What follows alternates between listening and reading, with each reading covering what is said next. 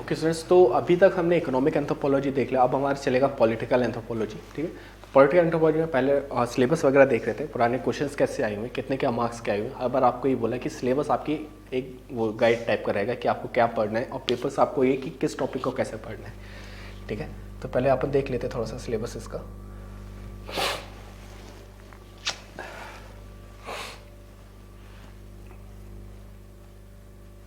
तो जैसे political anthropology है, तो पहले इसका वही मीनिंग एंड स्कोप है। आपने देखा इकोनॉमिक एंथ्रोपोलॉजी में ही सेम था, तो इस पर कई बार आधा बड़ा क्वेश्चन रहता है कि मीनिंग एंड स्कोप सब कुछ बताइए। तो इसमें आपको मीनिंग, स्कोप, किसने इंट्रोड्यूस किया था, सब्जेक्ट, थोड़े बहुत टाइप्स के एग्जाम्पल के साथ ये सब आपको लिखना रहेगा। फिर आपका आता है कि locus power and function of legitimate authority. तो ये तीन चीज़ होती है, लोकस पावर ऑफ अथॉरिटी। इन तीन टॉपिक्स पे एक क्वेश्चन रहता है, कैसा मिला के आएगा, मैक्सिमम 12 मार्क्स का कुछ।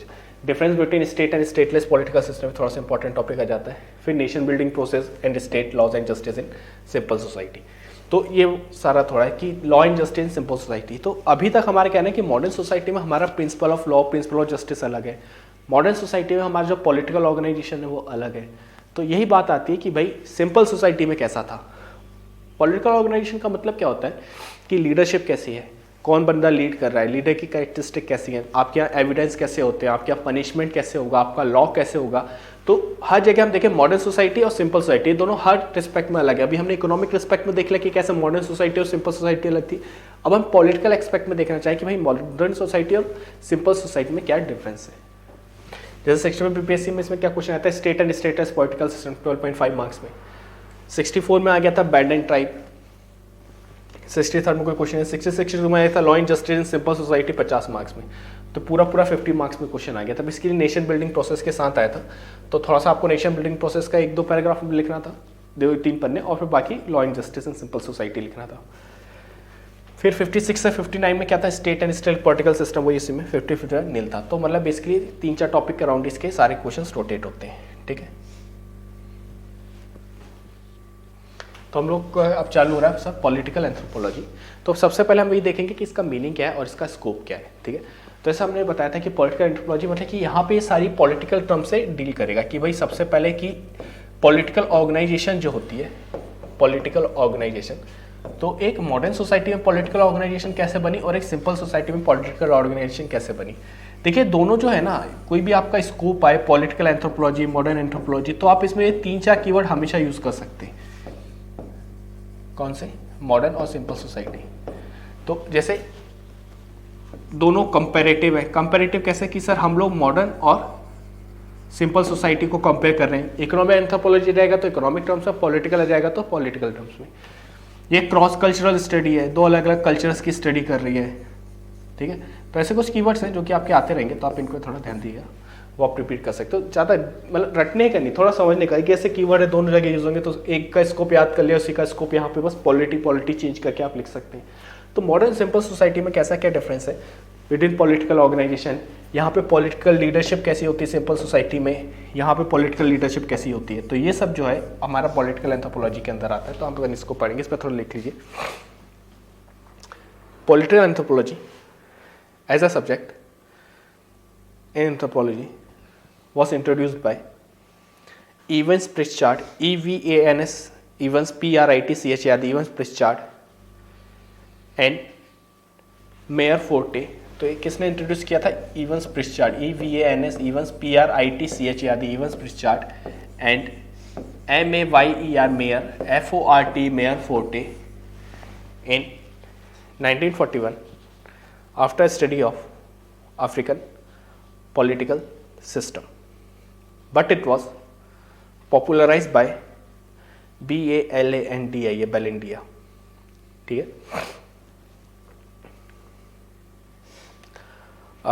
तो आपका ये हो गया कि पॉलिटिकल एंथ्रोपोलॉजी है क्या। ठीक है, फिर इसमें वही चीज़ है कि political anthropology is the study of political aspect of socio-cultural system. It studies political aspect in simple society। तो वही चीज़ जैसे हमने इकोनॉमिक एस्पेक्ट में देखा था कि एक सोशियो कल्चर मैट्रिक्स होता है, आपकी सोशियो कल्चर मैट्रिक्स के अंदर आपका इकोनॉमिक सिस्टम होता है। सिमिलरली सोशियो कल्चर मैट्रिक्स के अंदर आपका पॉलिटिकल सिस्टम भी रहेगा। तो आपका political system is influenced by socio cultural matrix, ठीक है। तो यहाँ पे पॉलिटिकल एंथ्रोपोलॉजी में सेम चाहिए, the political aspects are embedded within socio cultural matrix, SOCIA -CULTURL socio cultural matrix, MATRIX matrix, ठीक है। तो सोशियो कल्चरल मैट्रिक्स में आपका पॉलिटिकल सिस्टम एम्बेडेड रहेगा। अब इसमें स्कोप लिखते हैं कि इसका स्कोप क्या है, ठीक है। तो बेसिकली ये है क्या, तो it is a system of political organization लिख लिया। क्या पॉलिटिकल एंथ्रोपोलॉजी तो पूछ रहे हैं, तो पॉलिटिकल ऑर्गेनाइजेशन क्या है, तो political organization is a system of regulation and rules to regulate relationship and behaviour between group members, ठीक है। अब इसमें एक स्कोप हेडिंग डाल के स्कोप लिख लीजिए। तो स्कोप क्या पॉलिटिकल एंथ्रोपोलॉजी का, मतलब कि पॉलिटिकल एंथ्रोपोलॉजी क्या क्या पढ़ता है। तो अभी आपको पता है कंपैरेटिव स्टडी करेगा भाई, मॉडर्न और सिंपल सोसाइटी में पॉलिटिकल ऑर्गेनाइजेशन क्या है। ये क्रॉस कल्चरल स्टडी करेगा, दो अलग अलग कल्चर्स को कंपेयर करेगा। ये क्या देखता है, जैसे इकोनॉमिक एंथ्रोपोलॉजी क्या देख रहा था कि आप सिंपल सोसाइटी में इकोनॉमिक क्या देखा था कि आप खाना कैसे बनाते, खाना कैसे प्रक्योर करते, कौन सी रिसोर्स कहाँ से लाते हैं, तो ये सारी इकोनॉमिक एक्टिविटी। पॉलिटिकल एंथ्रोपोलॉजी क्या देखेगा भाई, कौन डिसीजन लेता है आपके यहाँ, DRDO करके आप याद कर सकते हैं। मैंने ऐसा किया था इकोनॉमिक, इसमें एक एक्रोनिम ऐसा टाइप का आप मान सकते हैं एक्रोनिम, पॉलिटिकल एंथ्रोपोलॉजी बनाइए, ऐसा कर दीजिए, इसको DRDO कर दीजिए,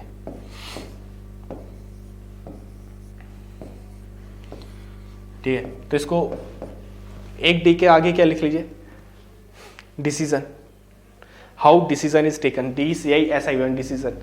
तो पॉलिटिकल एंथ्रोपोलॉजी क्या डील करता है, तो स्कोप मतलब ये आपका डायग्राम भी हो सकता है। तो ऐसा पढ़िए पॉलिटिकल एंथ्रोपोलॉजी स्कोप के नीचे, और एक यहाँ पे लिख दिया how decision is taken, DCISION how decision is taken. एक जो आर है इसके यहाँ पे लिख लीजिए how relationship among individuals regulated. तो दो इंडिविजुअल्स के बीच में रिलेशनशिप कैसे डील करेगा, तो एक हो गया आपका डिसीजन, ये आपका हो गया पॉलिटिकल एंथ्रोपोलॉजी का स्कोप। एक क्या हो गया आपका डिसीजन, एक आपका क्या हो गया रिलेशनशिप।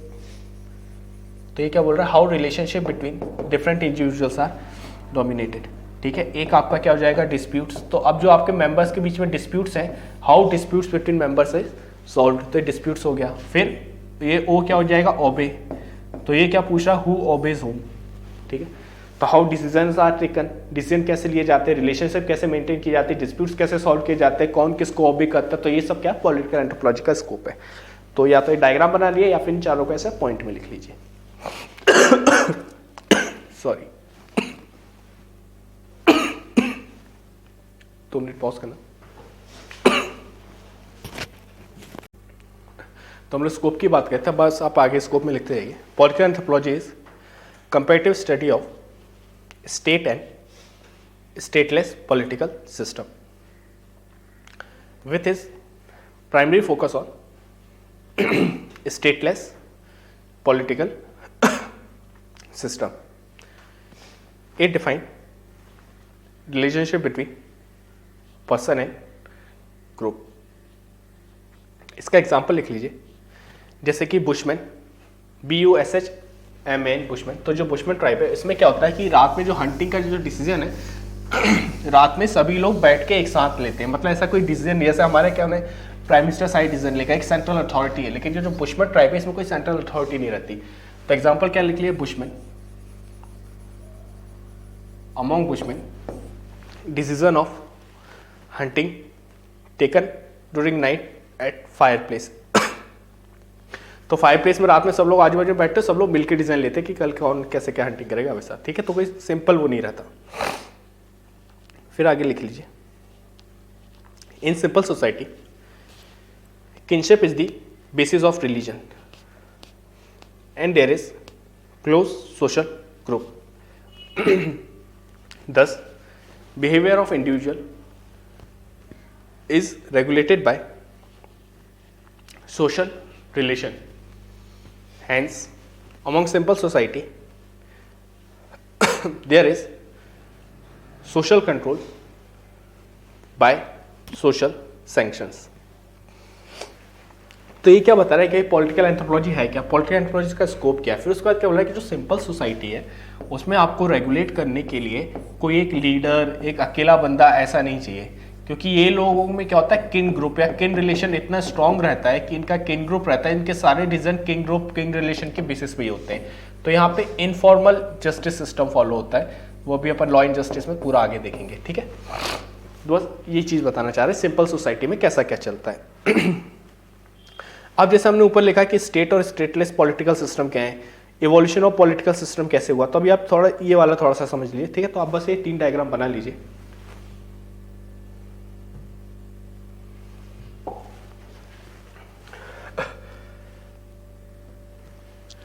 तो सबसे पहले कि टाइप्स ऑफ पॉलिटिकल सिस्टम। ठीक है, तो ये दिख रहा होगा, आप ये वाला डायग्राम बना सकते हैं। तो टाइप्स ऑफ पॉलिटिकल सिस्टम क्या है, तो सर 2 टाइप्स पे पॉलिटिकल सिस्टम होता है, पहला तो अथॉरिटी के बेसिस पे और दूसरा स्टेट के बेसिस पे।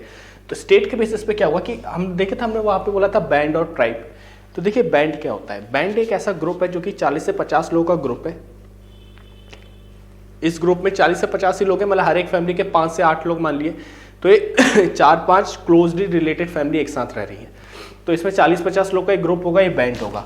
इस बैंड में क्या होगा, इसमें स्टेटलेस सिस्टम है। स्टेटलेस सिस्टम का मतलब कोई भी एक लीडर नहीं है, यहाँ पे सभी लोगों के पास अथॉरिटी है, सभी लोग आपस में डिसाइड करते हैं रात में बैठ के कि हाँ भाई क्या डिसीजन होना चाहिए, कहीं लड़ाई हुई तो फिर कैसा स्ट्रेटेजी रहनी चाहिए, हंटिंग की स्ट्रेटेजी कैसे रहनी चाहिए, तो सब बैठ के डिसाइड करेंगे। तो बैंड हो गया। बैंड से थोड़ा सा बड़ा ग्रुप आता है ट्राइब। तो ट्राइब में लोगों की संख्या ज़्यादा बढ़ जाती है, लोगों में कोई स्पेशलाइजेशन नहीं रहता। अब यहाँ पे कई बार एक चीफ रहता है, लेकिन वो एक सेंट्रल अथॉरिटी नहीं रहता। ट्राइब का एक चीफ रहेगा, लेकिन वो सेंट्रल अथॉरिटी नहीं रहेगा, अलग अलग लीनियस चीफ भी रहते हैं। तो ट्राइब में 3 टाइप के डिवीजन सिस्टम आते हैं। तो बैंड और ट्राइब एक स्टेटलेस सिस्टम। स्टेटलेस सिस्टम का मतलब क्या है कि सेंटर में कोई भी अथॉरिटी नहीं है। ठीक है, कोई भी वन पर्टिकुलर अथॉरिटी नहीं है। जैसे यहाँ पे अपने आप पीएम है, तो सिंपल अथॉरिटी, स्टेट में सीएम है, तो वो एक सेंट्रल अथॉरिटी है, यहाँ पे कोई सेंट्रल अथॉरिटी नहीं है। तो स्टेटलेस सिस्टम थे। फिर धीरे धीरे क्या हुआ कि बैंड बनी, ट्राइब बनी, फिर उसके बाद और बड़ा होती गई, पॉपुलेशन बढ़ती गई, बड़ा होते गया, तो वहां से स्टेटलेस से स्टेट सिस्टम आ गया। स्टेट सिस्टम आ गया तो कैसा, चीफडम, किंगडम, फिर आर्काइक स्टेट, मॉडर्न स्टेट। तो चीफडम आया, फिर किंगडम आया, फिर स्टेट आ गई। ठीक है, तो ऐसे स्टेटलेस से स्टेट सोसाइटी का डेवलपमेंट हुआ। फिर आपका क्या जाएगा, अथॉरिटी के बेसिस पे। अभी आपको क्या बताया था, बैंड। बैंड में क्या होता है, यूनिसेंट्रिक अथॉरिटी। यूनिसेंट्रिक अथॉरिटी का मतलब क्या होता है कि जैसे सभी मेंबर्स के पास अथॉरिटी, ऐसा नहीं कि कोई एक बंदा रहेगा उसके पास सारी अथॉरिटी रहेगी, तो सभी के पास अथॉरिटी रहेगी। तो एक कलेक्टिव डिसीजन मेकिंग होती है बैंड में, इसे क्या बोलते हैं, यूनिसेंट्रिक अथॉरिटी। फिर मल्टीसेंट्रिक अथॉरिटी मतलब इसे लीनियज, जैसे एक ट्राइब है, एक ट्राइब में 4 लीनियज है, तो हर एक लीनियज का एक चीफ होगा। तो एक ट्राइब में 4 चीफ हो गए, लेकिन चारों चीफ एकदम बराबर होंगे, तो no one is first among equal. तो कोई एक सेंट्रल अथॉरिटी नहीं है, सब बराबर है, तो चारों चीफ डिसीजन चारों चीफ मिलकर लेंगे, तो ये मल्टीसेंट्रिक अथॉरिटी। सेंट्रलाइज अथॉरिटी कैसे कि स्टेट लाइक पॉलिटिकल सिस्टम, जैसे हमारे यहाँ पीएम हो गया, स्टेट में सीएम हो गया, तो ये सेंट्रलाइज्ड। ठीक है, तो आपको ये समझ में आएगा कि पॉलिटिकल सिस्टम 2 बेसिस पे होते हैं, अथॉरिटी और स्टेट के बेसिस पे।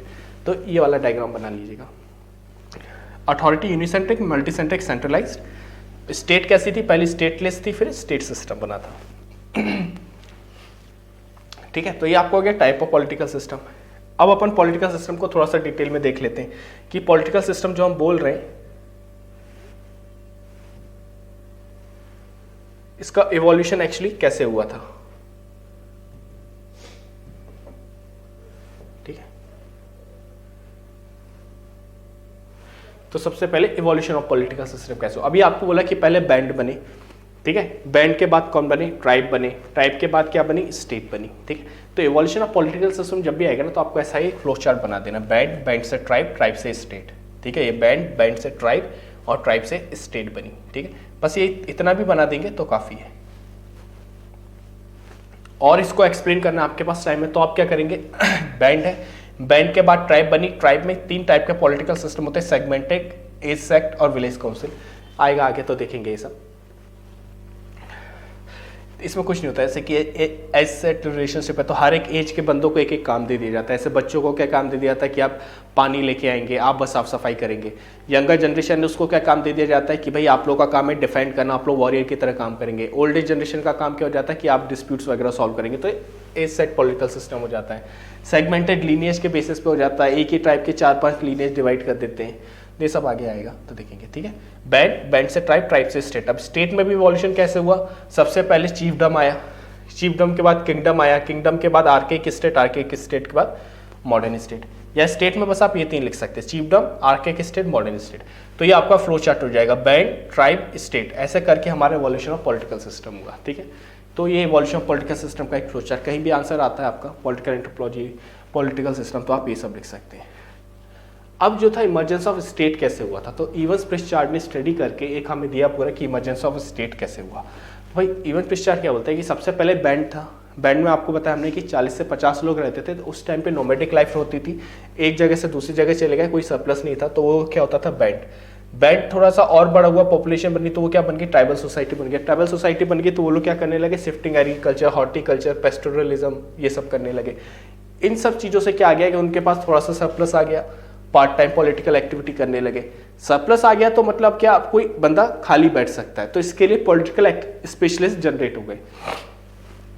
तो ट्राइबल सोसाइटी और थोड़ी सी डेवलप हुई, उन्होंने अपना कल्टीवेशन एडवांस कर लिया, एनिमल्स को डोमेस्टिकेट करने लगे। इन सब से क्या हो गया ना, इनके पास सरप्लस और वेल्थ आ गया। सरप्लस और वेल्थ आ गया तो अब क्या हो गया कि कुछ लोगों के पास तो सरप्लस आ जाएगा, कुछ लोगों के पास नहीं आ पाएगा। तो यहाँ से क्या आ गया, हमारी इनइक्वालिटी एंड क्लास डिस्टिंक्शन। इन सब से लड़ने के लिए अब इनइक्वालिटी, क्लास डिस्टिंक्शन आ गई, कहीं पे क्लैशेस हो रहे हैं तो अब पीसफुलनेस जाने लगी। तो इनसे लड़ने के लिए उन्होंने क्या बोला कि अब हमको एक मशीनरी बनानी पड़ेगी पीस एंड ऑर्डर के लिए। उस मशीनरी के लिए उन्होंने क्या बोला कि हाँ भाई, कुछ पर्सन ऑफ वर्थ, कुछ ऐसे लोग जिनके की वर्थ है, उन लोगों को अथॉरिटी दे देंगे। भाई आप बलवान हो, आप संभालो, आप लोगों को कंट्रोल कर सकते हो। तो उनको हमने क्या दे दी, अथॉरिटी। तो उस चक्कर में क्या हुआ, पहले तो कुछ लोगों को दी, उस बेसिस पे full time political specialist generate हो गए। मतलब अब सीधी सीधी पॉलिटिकल पार्टीज ही आने लगी, उनका काम ही कुछ नहीं रहा, सिर्फ पॉलिटिक्स खेलना, सिर्फ पॉलिटिकल ऑर्गेनाइजेशन बनाना। पहले ये सब नहीं था, पहले तो भाई बैंड वैंड में था तो सबके खाने के लाले पड़े थे, तो सभी लोग खाना ढूंढने निकलते थे, कोई पॉलिटिकल पार्टी नहीं। अब क्या हो गया, अब स्पेशलाइजेशन आ गया, खाना ज़्यादा हो गया, सब कुछ हो गया, तो अब ये लोग क्या करते हैं, सेंट्रलाइज अथॉरिटी बना लेते हैं। ठीक है, तो अब इन लोगों के पास इतना टाइम है कि अब एक पॉलिटिकल स्पेशलिस्ट फुल टाइम रह सकता है। तो इससे क्या गया, सेंट्रलाइज अथॉरिटी, उससे क्या बन गया, हमारी स्टेट बन गई। ठीक है, तो ऐसा आपका इवोल्यूशन ऑफ स्टेट। तो ये 3 जो फ्लो चार्ट है वो आप याद रखेंगे। जब भी आपसे पूछा जाए टाइप्स ऑफ पॉलिटिकल सिस्टम, तो आप 2 बना सकते हैं, अथॉरिटी, स्टेट। स्टेट में 2 टाइप की होती है, स्टेटलेस और स्टेट सिस्टम। स्टेटलेस मतलब नो सेंट्रल अथॉरिटी, यहाँ पे आप ब्रैकेट में लिखते जाएगा, नो सेंट्रल अथॉरिटी, जैसे बैंड और ट्राइब। अभी क्या है, बोर्ड नहीं तो मैं यहाँ लिख देता, बोर्ड आएगा तो उस पर लिख देंगे। तो नो सेंट्रल अथॉरिटी स्टेटलेस के सामने, फिर बैंड और ट्राइब, और स्टेट, चीफडम, किंगडम, आर्किक, मॉडर्न। फिर अगर कोई आपसे पूछे कि भाई इवोल्यूशन कैसे हुआ था, तो ये आपको ध्यान रखना चाहिए, बैंड, ट्राइब, स्टेट। ठीक है, तो बैंड, ट्राइब, स्टेट। फिर स्टेट में कैसे हुआ था, primitive state, archaic state, modern state. तो बस इतना भी अगर आप बना लेते तो काफ़ी है। ठीक है, इतना भी। फिर तीसरा, अगर आपसे emergence of new state, form of state, ऐसे वाला क्वेश्चन जो आपका आया था,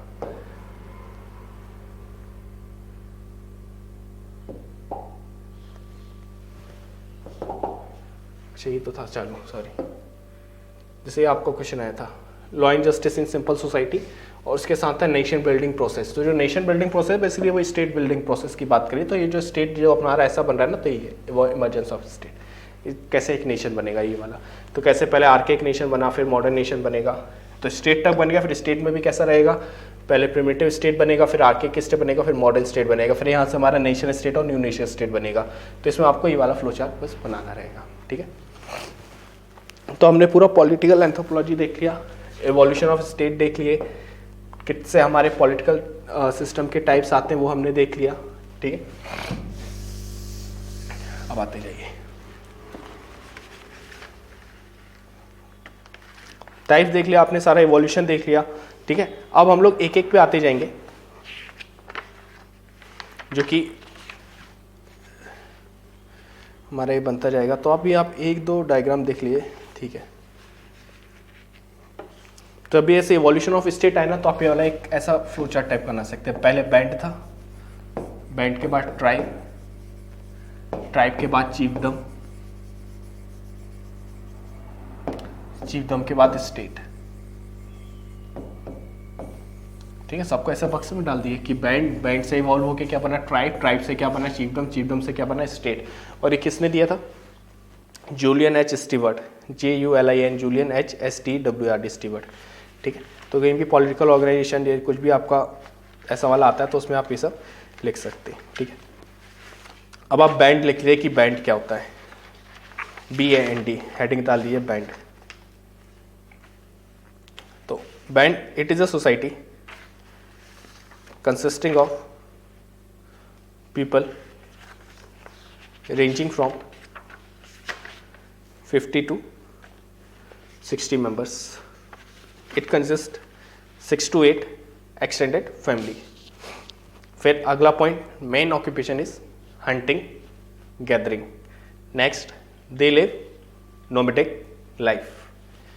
नेक्स्ट, वेरी लेस पोजेशंस, मतलब वो तो नोमेडिक लाइफ ने यहाँ से सामान उठाया वहाँ चले गए, यहाँ की रिसोर्स खत्म हो गई वहाँ चले गए, तो इसे 50-60 लोग का ग्रुप रहता है, इसे हम बैंड बोलते हैं. फिर आगे लिखिए जो इनकी कंडीशंस रहती है, इकोनॉमिक कैरेक्टरिस्टिक्स वगैरह इनकी क्या है. They live in harsh environment hence have small size, तो उनका पॉपुलेशन स्मॉल रहती है. क्यों? क्योंकि बहुत हार्श एनवायरनमेंट में रहते हैं. Next point, subsistence level of economy, SUBSISTENC, subsistence level of economy. तो हम लोग अभी किसकी बात करें? बैंड की. बैंड के अंदर पहले आपने इंट्रोडक्शन लिख लिया कि ये 50 से 60 लोग रहते हैं, इंट्रोडक्शन. अब आप इनकी क्या लिख रहे हैं? कैरेक्टरिस्टिक. ठीक है, ऐसे सब हेडिंग डालते जाइएगा. पहले हमने बैंड लिख लिया, इंट्रोडक्शन, फिर कैरेक्टरिस्टिक. कैरेक्टरिस्टिक्स में भी आप 2 में डिवाइड कर सकते हैं. मान लीजिए एक बार लिखते हैं इकोनॉमिक कैरेक्टरिस्टिक्स, एक बार लिख दीजिए political characteristics.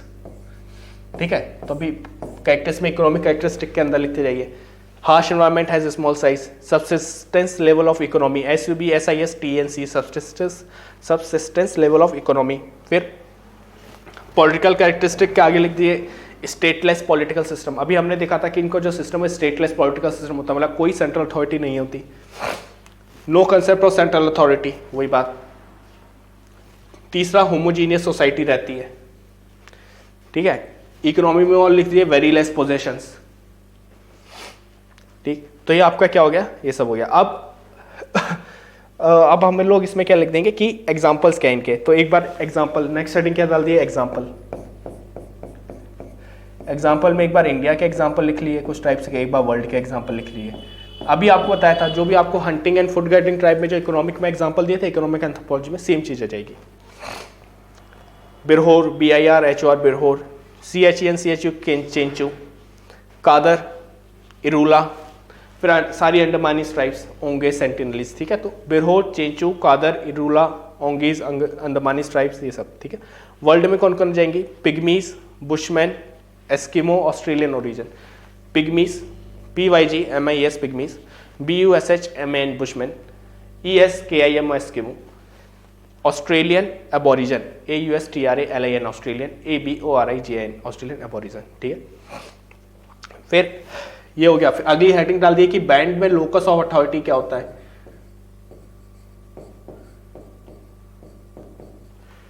LOCUS, locus of authority. तो 2 ही चीजें रहेंगी सर. पहला क्या? यूनिसेंट्रिक पॉलिटिकल सिस्टम. ध्यान है, हमने देखा था बैंड के आगे लिखा था कि यूनिसेंट्रिक पॉलिटिकल सिस्टम. तो ये आपको बताया भी था कि यूनिसेंट्रिक का मतलब क्या होता है. बैंड के आगे यूनिसेंट्रिक पॉलिटिकल सिस्टम लिखा था. यूनिसेंट्रिक इन बैंड. यूनिसेंट्रिक का मतलब क्या बोला था कि देयर इज, लिख लिए, all person within a band, all person have equal authority and power to take decision, hence they take combined democratic decision. तो सब मिलजुल के डेमोक्रेटिक डिसीजन एक लेते हो, बैंड हो गया. तो ये यूनिसेंट्रिक अथॉरिटी आ गई यहाँ पे. ठीक है, vested, that is authority is vested in unit as a whole. No one is first among equal. Next point, decision is taken on the basis of consensus. Reason क्या है इन सब चीजों का? No one is free for political activity. सबके खाने के लाले पड़े, सब अभी लोग क्या करें, सब लोग हंटिंग वंटिंग में गए हुए हैं, खाना ढूंढ रहे हैं, तो इसलिए कोई पॉलिटिकल एक्टिविस्ट नहीं है. ठीक है, तो ये आपका सारा हो गया कि बैंड होता क्या है. आपको बोला था बैंड अपन पॉलिटिकल इस वाले में करेंगे. ठीक है, तो बस वही है. अब और बैंड के थोड़ी सी कैरेक्टरिस्टिक्स और लिख लीजिए अगर आपको ऐसा लिखना हो तो, मतलब थोड़ा सा इसके लिए. तो जैसे कि ये इगैलिटेरियन रहता है, एक point, EGLITRI, egalitarian. Immediate consumption, political and kinship synonymous, stateless political system. दूसरा, नो टेरिटरी, क्योंकि तो नोमैडिक पीपल है ना, एक जगह से दूसरे, नो टेरिटरी, तो कोई टेरिटरी ओन नहीं करते. Temporary leadership. टेम्पररी लीडरशिप क्या मतलब क्या है कि बैंड में 50 लोग हैं, तो एक तो बंदा होगा ना जो कि बहुत अच्छा हंटर होगा, तो बस हंटिंग सेशन के लिए से एक बंदे को बोल देंगे भाई तो भी हंटिंग का लीडर है. लेकिन ऐसा नहीं कि ये फिर सारे डिसीजंस लीड करेगा, नहीं, सिर्फ हंटिंग के टाइम पे ये तो ये टेम्परेरी लीडर है, तो temporary leadership. Guidance of leader, consensus of people, तो ये तो वही देखिए कंसेंसस ऑफ पीपल लिया जाता है इसमें। फिर अब इसमें आता है कि फिर ये लोग फिर इसमें लिख रहे थे since there is no possession hence no jealousy and minimum conflict is found within a band, even if conflict takes place, aim is to restore the harmony and not to punish। मतलब कि अगर कुछ हो भी गया तो इनका M क्या रहता है कि हारमोनी रिस्टोर करनी है, ऐसा नहीं कि पनिशमेंट देना है, जेल नहीं भेजना, हमें क्या, हमें पीस मेंटेन करना है। तो इसमें दो एग्जांपल आते हैं, एग्जांपल हीरे बैंड के, मतलब कि कॉन्फ्लिक्ट बिटवीन बैंड। अब एक हेडिंग डालिए कॉन्फ्लिक्ट रिड्रेसल कैसे होता है कॉन्फ्लिक्ट। तो इसमें दो एग्जांपल है, पहला वाला एग्जांपल लिख लीजिए, ऑस्ट्रेलियन एबोरिजन। तो ऑस्ट्रेलियन एबोरिजन में क्या होता है, ये इंटर ट्राइबल का एग्जांपल है कि जैसे कि इंटर बैंड कॉन्फ्लिक्ट अगर कभी हो गया, दो बैंड के बीच में कॉन्फ्लिक्ट हो गया, तो among Australian aborigine conflict between bands, मतलब दो बैंड्स के बीच में, तो कैसे सॉल्व होता है, रिचुअल स्पीयर थ्रोइंग, RITUL रिचुअल, SPEAR स्पीयर, THROWING,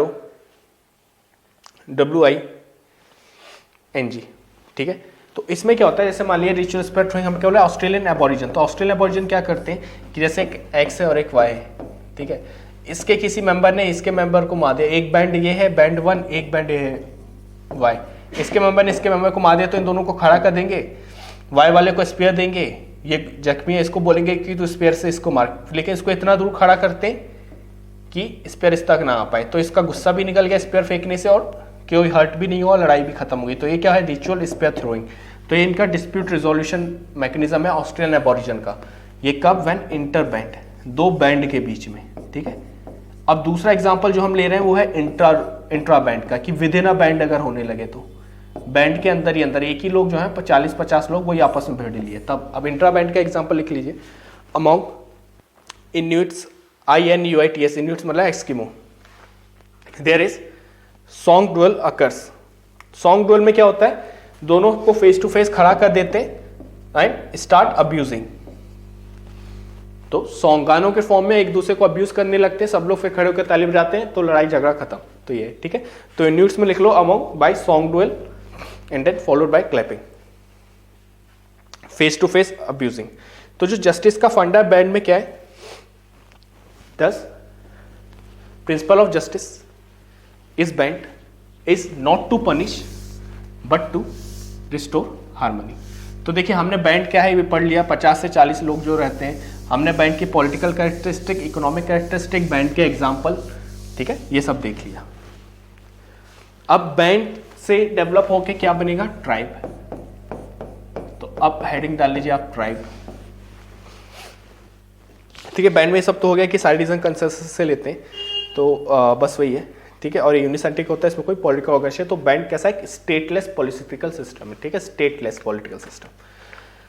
अब आप लोग हेडिंग डाल लीजिए ट्राइब, इसमें लिखिए in comparison to band a tribe is larger in population and diverse in subsistence level economy, SBSIS TNC subsistence level economy. फिर वही है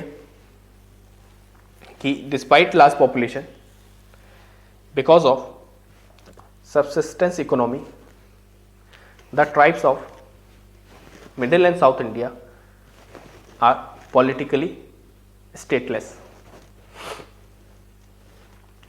द ट्राइब है, फिर पॉलिटिकल इंस्टीट्यूशन क्या है, स्टेटलेस है लेकिन तभी ट्राइब में थोड़ा सा पॉलिटिकल इंस्टीट्यूशन होता है, लेकिन वो सेंट्रलाइज नहीं होता। तो वही लिखिए political institution exist in tribe in the form of headship and village council. The headman and the elderly in village panchayat are the guardian of law and order. कौन कौन, हेडमैन और एल्डरली, ठीक है।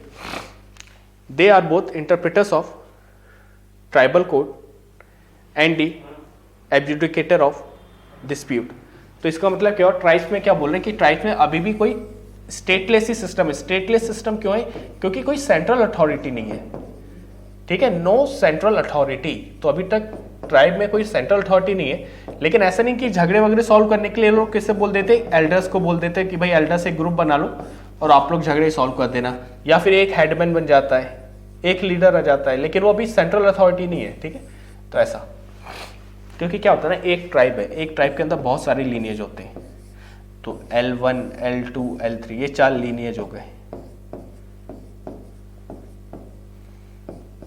ठीक है। अब हर एक लीनिएज का एक एक लीडर होगा, तो ये चारों लोग ना मिलकर डिसीजन लेंगे, तो कोई एक बंदा नहीं है इनमें से। तो इसलिए क्या बोलते हैं इसको कि स्टेटलेस सिस्टम है। हालांकि एक सेंट्रल अथॉरिटी नहीं है, लेकिन फिर भी एल्डर्स वगैरह देते हैं इसमें, ठीक है।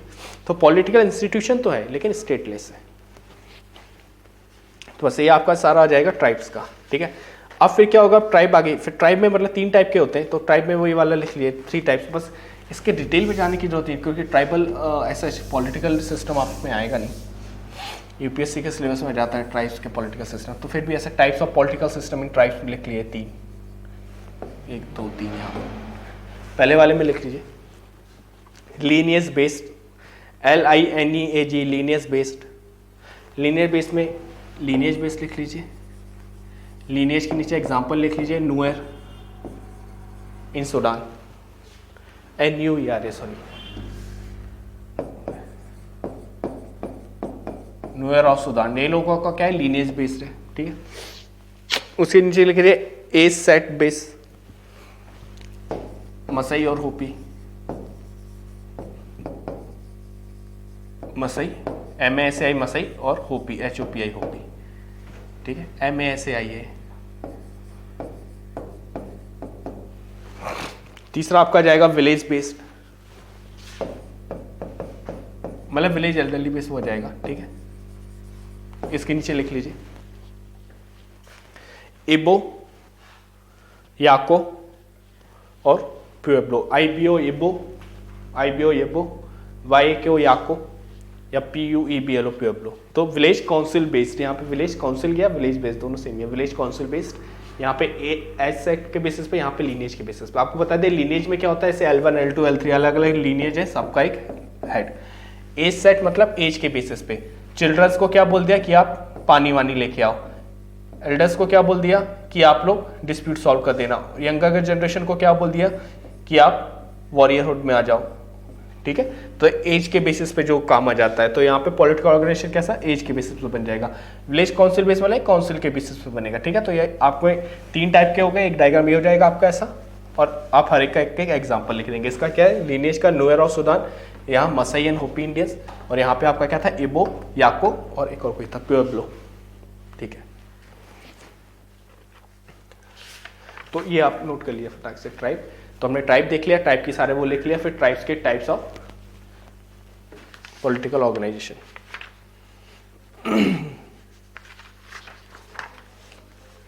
तीसरा डालिए chiefdom, heading CH,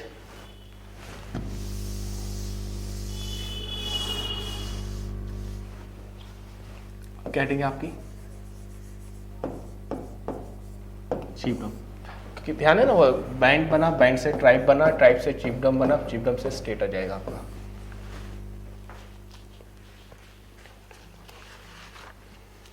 Societies with larger population and abundance of resources. Chiefdom is a political system where there is increasing concentration of political power and authority within a chief, ठीक है। तो ये आपका हो गया कि चीफडम क्या आपका, ठीक है।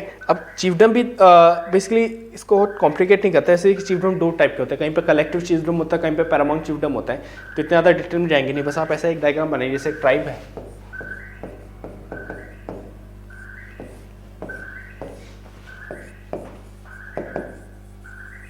चीफडम,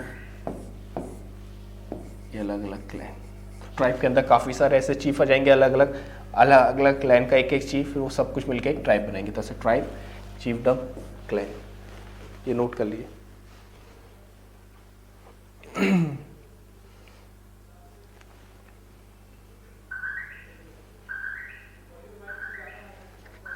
अब जो चीफडम है आपका क्या आ जाएगा, स्टेट पॉलिटिकल सिस्टम में आ जाएगा, ठीक है।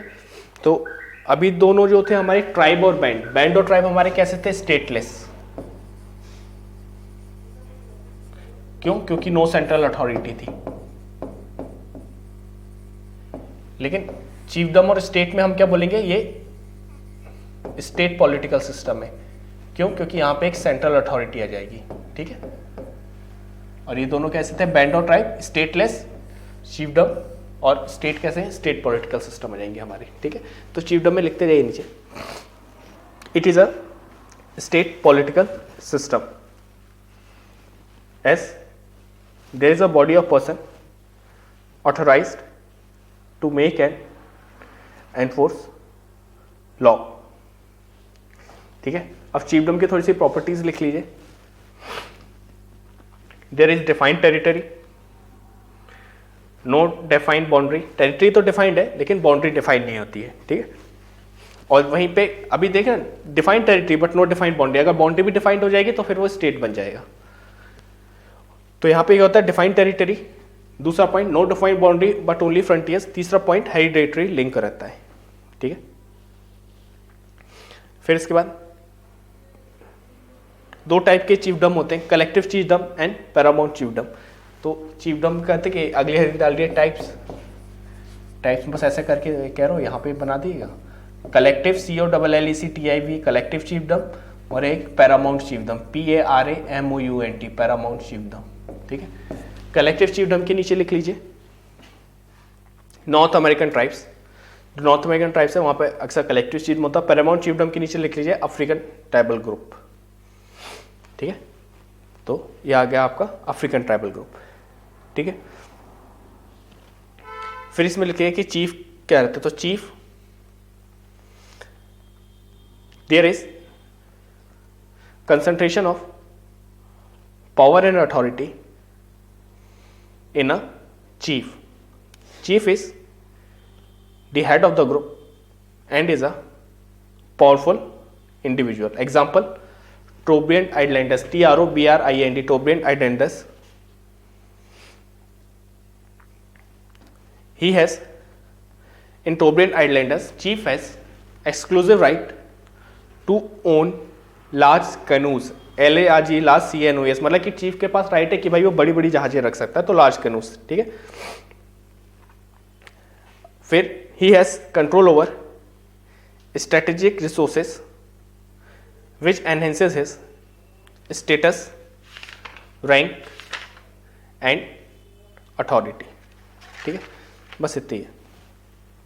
तो ये आपका आ गया चीफडम में हो गया, ठीक है। तो चीफडम में आपका क्या क्या होता है, तो ये कि आपके पास स्ट्रेटेजिक रिसोर्सेज रहेंगी, आपके पास स्पेशल पावर रहेगी हर एक चीज को करने की। तो बस ये आपका क्या जाता है सारा चीफडम के अंदर, ठीक है। अब आप अगली हेडिंग डालिए स्टेट, STATE, स्टेट। अब स्टेट क्या है, तो हुआ क्या था यहाँ तक कि तो हमें समझ में आएगा कि चीफडम आ गया। चीफडम के बाद क्या है स्टेट, स्टेट का फॉर्मेशन कैसे हुआ वो हम देख लिए। पहले आर्केक स्टेट बनेगी, फिर मॉडर्न स्टेट बनेगी, ठीक है। तो हम सीधे स्टेट पे लिखते, state are political system, state are political systems with centralized bureaucratic institution and judicial institution to establish power and authority over large population in different territories, ठीक है। तो ये स्टेट है, तो स्टेट के फीचर्स क्या क्या रहेंगे, state is characterised by democracy, law, election and special institutions like executive, legislative and judiciary organs, ठीक है। Size of society is very large. फिर defined territory with defined boundary, ऊपर ही आपको बताया था बाउंड्री इसमें नहीं रहेगी चीफ में। फिर social order is maintain by law and forceful use of law is exclusive, मतलब force, using force under the law is exclusive prerogative of state, ठीक है। फिर इसमें क्या होता है, within a state there is delegation, devolution and delegation of power, ठीक है। और इसमें क्या क्या आता है, specialised institutions are in state, market, और मतलब फीचर्स है सारे स्टेट के, आपको ये लिखना है state political system, state political system में फीचर्स क्या क्या है। There are specialised institutions. Next point, heterogeneous society, society बहुत हेट्रोजीनियस रहती है इसमें। Next point, market economy and specialisation of labour. Next point, stateless society में exist within state like traditional caste panchayat, ठीक है। फिर simple social norms and laws are respected by state and customary laws, ठीक है। तो इसमें change, इसका conclusion total क्या आया कि भाई कैसे हमारा बैंड से ट्राइब, ट्राइब से चिल्ड्रन से स्टेट बना, तो उसका पूरा कंक्लूजन कि change in socio economic condition leads to change in political system, thus social, political and economical systems are interrelated। तो आपको समझ में आ रहा है क्या हो रहा है, सोशल, पॉलिटिकल और इकोनॉमिकल सिस्टम हम क्या बोल रहे हैं, इंटर। तो चाहो तो आप फिर एक ऐसा भी डायग्राम बना सकते हो इसमें, सोशल ऑर्गेनाइजेशंस, पॉलिटिकल ऑर्गेनाइजेशंस और इकोनॉमिक ऑर्गेनाइजेशंस, ठीक है। आप ऐसे ऐसे दिखा दो कि भाई ये सब एक दूसरे से ऐसे इंटर रिलेट होती है, सब एक दूसरे को ऐसे अफेक्ट करती है, सोशल ऑर्गेनाइजेशन, पॉलिटिकल ऑर्गेनाइजेशन और इकोनॉमिक ऑर्गेनाइजेशन। साइड में कहीं बना लो, किसी भी एग्जाम पे ऐसा यूज हो सकता है जहाँ सोसाइटी पॉलिटी, सोसाइटी इकोनॉमिक ऐसा मिक्स क्वेश्चन पूछ लिया अगर तो, ठीक है। तो ये आपका सारा हो गया टाइप्स ऑफ पॉलिटिकल, ये जो होती है स्टेट, स्टेटलेस पॉलिटिकल सिस्टम, ये सब, ठीक है। अब अपन देखेंगे लॉ एंड जस्टिस वगैरह, ये सब अपन थोड़ा सा देखेंगे, ठीक है। तो हमने बैंड देख लिया, हमने ट्राइब देख लिया, हमने चीफडम देख लिया, ठीक है। तो अब हमारा क्या जाएगा, पावर, अथॉरिटी एंड लोकस। तो इसकी थोड़ी सी आप हेडिंग डालिए कि पावर क्या है, अथॉरिटी क्या है और फिर लोकस क्या है, ठीक है। ये जो थोड़ा बहुत तेज हो रहा है ना, तो उसको आप लोग वीडियो को आराम से धीरा करके देख सकते हैं सारा, ठीक है। तो इसमें इतना ज़्यादा आपका कोई दिक्कत आएगी नहीं। तो पावर लिख लिए, अकॉर्डिंग टू इवोल्यूशनिस्ट, जो कल बताया से ऐसे टाइलर, मॉर्गन ये सब चल रहे थे, तो EVOLUTIONISTS। तो according to evolutionist, power did not exist in infant stage of human